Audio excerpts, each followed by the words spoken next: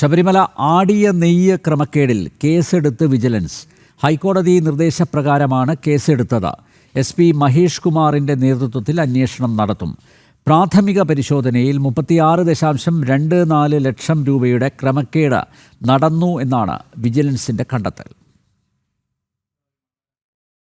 ശബരിമലയിലെ ആടിശിഷ്ടം നെയ്യ് വിൽപ്പനയുമായി ബന്ധപ്പെട്ട് നടന്ന ഗുരുതരമായ ക്രമക്കേടിൽ വിജിലൻസ് കേസെടുത്തു. ഹൈക്കോടതി നിർദ്ദേശപ്രകാരമാണ് കേസെടുത്തത്.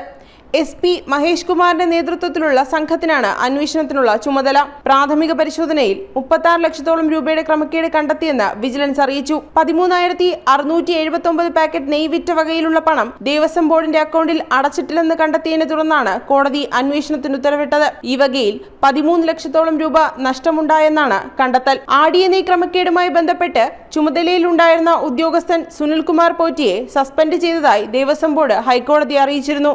നെയ്യ് വിൽപ്പനയിലെ പണം ബോർഡ് അക്കൗണ്ടിലേക്ക് എത്താതിരുന്നതിനാൽ ഉദ്യോഗസ്ഥന് വീഴ്ച സംഭവിച്ചതായി പ്രാഥമിക അന്വേഷണത്തിൽ വ്യക്തമായിരുന്നു. നെയ്യ് അഭിഷേകത്തിന് അവസരം കിട്ടാത്ത തീർത്ഥാടകരാണ് ആടിശിഷ്ടം നെയ്യ് വാങ്ങുന്നത്.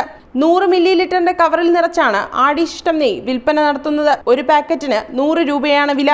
ടെമ്പിൾ സ്പെഷ്യൽ ഓഫീസർ ഏറ്റുവാങ്ങിയാണ് വിൽപ്പനയ്ക്കായി കൗണ്ടറിലേക്ക് നൽകുന്നത്.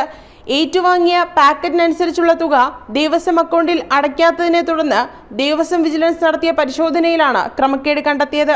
13,679 പാക്കറ്റ് നെയ്യ് വിറ്റ വകയിലുള്ള 13 ലക്ഷത്തോളം രൂപ നഷ്ടമായെന്നാണ് കണ്ടെത്തൽ. ജനം, തിരുവനന്തപുരം.